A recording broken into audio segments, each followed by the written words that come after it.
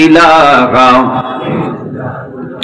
জবান খোলে লা ইলাহা ইল্লাল্লাহ, হয় না লা ইলাহা,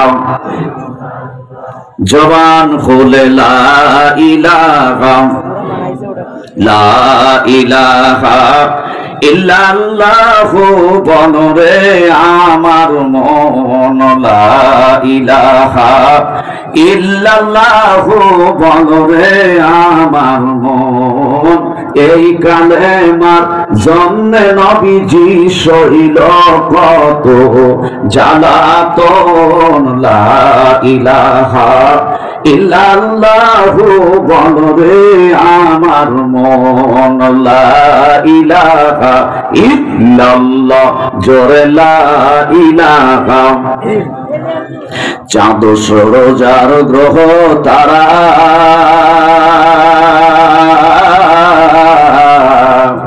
আল্লাহ নামের পাগল পারা, আমার আল্লাহ নামের এতই দয়া,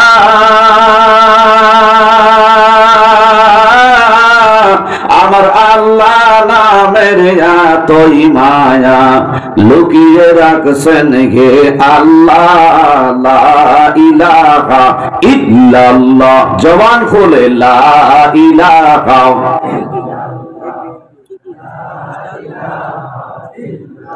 পাহাড় পর্বত নদ নদী এ নাম গাহে নিরবধি, আমার আল্লাহ নামের এতই মধু,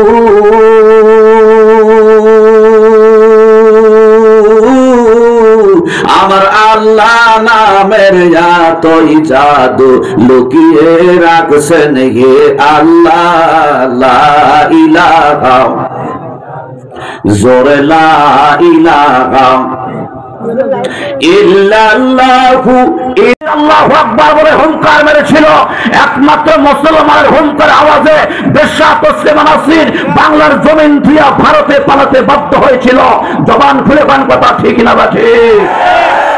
মুসলমানের তাকবীর যদি আজ ওইরকম হয়, বাতিল মাথা নত করতে বাধ্য হবে। ওদের শুরুতে আমি একটা তাকবীর দেব, দল বল নির্বিশেষে একটা তাকবীর আপনারা দিবেন, পারবেন কি? আপনার মানুষ পারবেন? নারে তাকবীর। হয় না, এ তাকবীরে শয়তান যায় না। তাকবীর আওয়াজ যাবে যতদূর, শয়তান যাবে আরো ততদূর, করবে যদি কবুল হয়। আর যদি তাকবীর আপনার কবুল হয়, কিয়ামতের ময়দানে আপনার আমলনামায় আল্লাহ পাক শহীদের সওয়াব দান করবে। এখন তাকবীর আস্তে হবে না জোরে হবে? শুধু তাকবীর হবে না, ডান হাত উঁচা করে মালিককে দেখায় দেন আমরা তোমার সৈনিক আছি। পারবেন নি? লিল্লাহি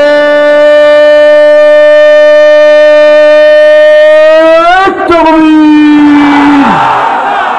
আল কোরআনের আলো, আল হাদিসের আলো, কোরআন আছে যেখানে, ওয়াজ মাহফিল যেখানে, এতিমখানা যেখানে, শয়তানের গোষ্ঠী যেখানে।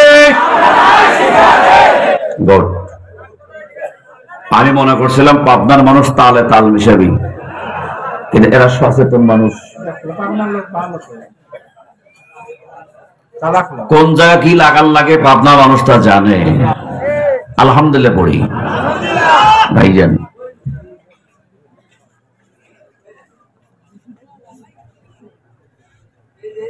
এই পৃথিবীতে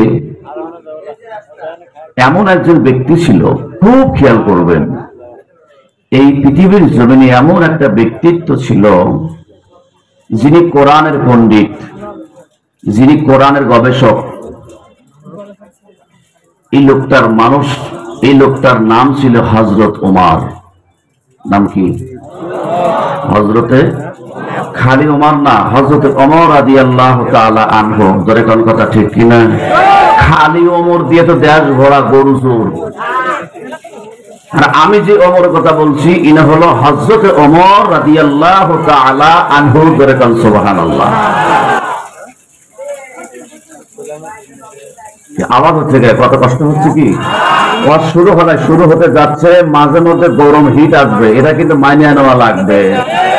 কারণ 16 বছর কষ্ট করেছি, 16 বছর চোখের পানি ধরাইছি, এই মানুষটাও কিন্তু জেল খাটা মাল। আমাকে যখন 17 সালে রংপুর পীরগঞ্জ থেকে ওসি সাহেব ধরেছিল, আমি একটা কথাই জিজ্ঞেস করেছিলাম, স্যার আমার বাড়ি সিরাজগঞ্জ, আমি ওয়াজ করতে আসছি পীরগঞ্জ, আপনি আমাকে অ্যারেস্ট করলেন, আমার অপরাধটা কোথায়? উনি আমাকে বলেছিল, আমি বিশেষ সূত্রে জেনেছি আপনি রাজাকার। আমি চিন্তা করলাম, ধরা যখন পড়েছি, জেল অবধারিত, এর মতো ভুল নাই, সত্য কথার কবুল করে লাভ নাই, কথা কম ঠিক কিনা? আমি আমার সমস্ত ইমানি পাওয়ারকে উদার করে বলেছিলাম, স্যার আপনার এই বিশেষ সূত্রে যে ব্যক্তি জানাইছে রাজাকার, এটা সঠিক নয়, আপনার তদন্ত সঠিক নয়। কারণ হলো, দেশ যখন স্বাধীন হয়েছিল তখন আমার আব্বা আমার মায়ের বিয়েই করে নাই।